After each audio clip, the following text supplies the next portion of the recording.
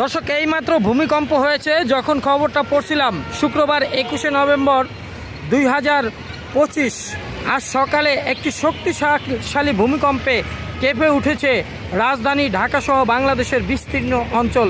স্থানীয় সময় আনুমানিক 10টা 38 মিনিটে যখন এই ভিডিওটা করছি, সাথে সাথে আমি ভিডিওটা শুরু করেছি।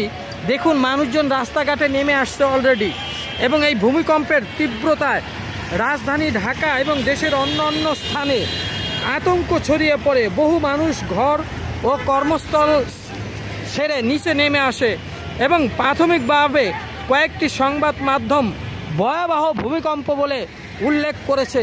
তবে এখন পর্যন্ত কোনো প্রকার ক্ষয়ক্ষতির তথ্য আসেনি। প্রাথমিকভাবে কয়েকটি সংবাদ মাধ্যমগুলো শুধু ভয়াবহ ভূমিকম্প বলেছে, এবং এই ভূমিকম্পের মাত্রা রিক্টার স্কেলে কত ছিল এবং এর উৎপত্তিস্থল